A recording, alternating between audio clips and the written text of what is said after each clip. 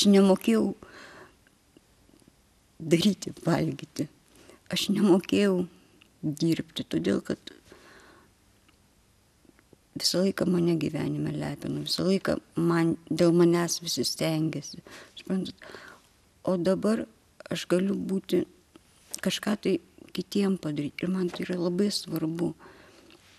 Ir kad ir sutvarkai tą bažnyčią ar ne, ar išplauni lėkštės, man tai teikia džiaugsmą, kad aš galiu kažką padaryti savarankiškai. Ir man tai teikia džiaugsmą, kad aš galų gale kažką galiu daryti. Suprantat, man tai yra labai svarbu. Ne kad man darytų, bet kad aš galėčiau kažką daryti. Kad galėčiau save realizuoti kažkaip gyvenime, o ne egzistuoti. Prašiausiai. Neparazituoti galų gale. Ką aš norėtų, darau. O tau labai patinka miltinių, kad nors baigti išmėtą apsakiau gaminti. Vienuolynė. Taip, aš būdavau buvo. Dar sakau, norėjau pasakyti, paskui negalvau kuškytą. O jūs mamai nepadėdavo? Ne. Taip. Tai žinok, kai aš išvažiavau jau čia, jau kad į virtuvę, tai visos seserys už galvos susijėmė. Jolita, į virtuvę. Pica bus, čia bus kaukazietiškas lepioškos.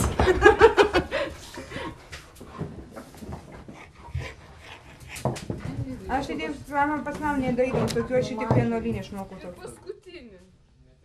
Aš dar kelyje esu, suprantat, tie metai yra niekas po 13 metų. Bet per tuos metus aš daug ką patyriau iš tikrųjų, labai daug ką.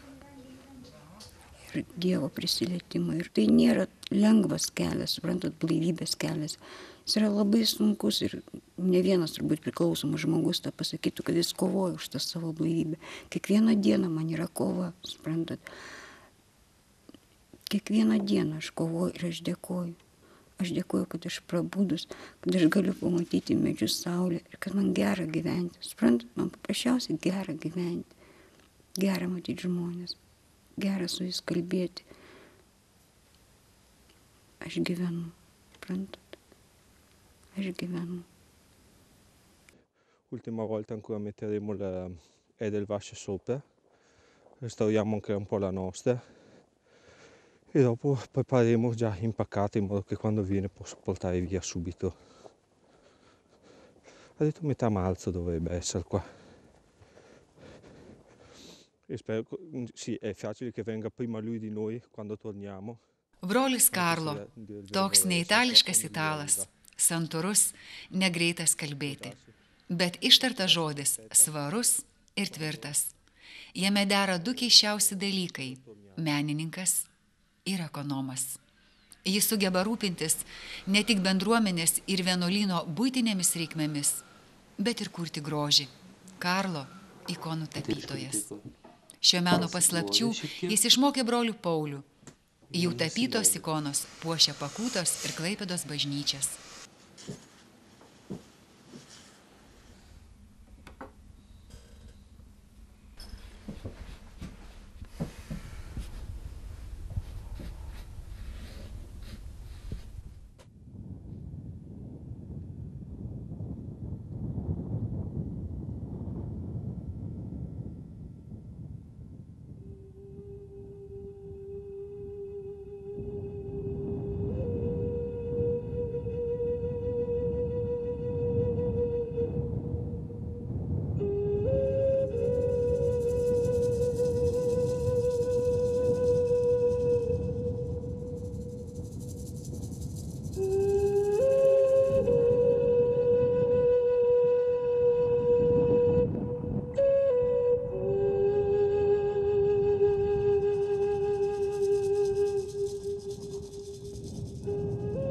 Akta Pakūta, sužeistų širdžių žemė, kokia laimė, kad tu esi, su ta vieniša bažnytėlė vidury laukų, su tuo keistu statiniu, vadinamu konteineriu, bei bendruomenės namais.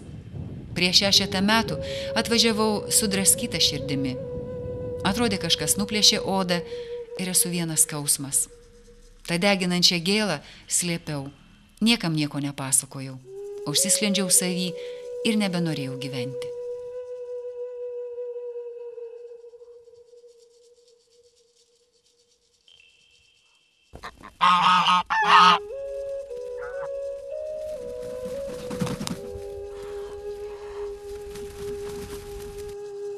Čia atradau priklausomų žmonių bendruomenę, gyvenančią konteineryje. Nelengva jame gyventi. Žiemą užšąla vanduo, vasarą nėra ko kvėpuoti, atšiaurios sąlygos. Viskuo rūpintis tenka patiems.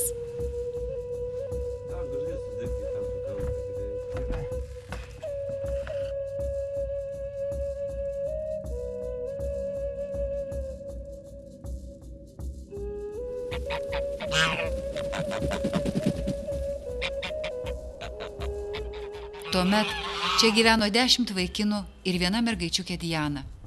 Ji nuo 15 metų pradėjo vartoti narkotikus. Diana, apsisvaiginusią kvaišalais, draugas atvežė į Kretingos vienuolyną. Brolis Gediminas priglaudė pakūtoje. Jos atvirumas, jos pastangos vaduotis iš narkotikų priklausomybės, o mano netekties skausmas suartino mus, užsimezgė bičiulystė. Aš atėjau, pikta, sužeista o čia su meilė į mane žiūri, su meilė mane priema, o man tai neįprasta visai. Man priešintis norisi, man norisi pyktis, man norisi konfliktuoti su visais, o mane paprasčiausiai myli. Ir besąlygiškai mylėjo, ir klaidų daug atleido, ir kažkaip priėmė tokią, iš tikrųjų priėmė tokią, kokia esu.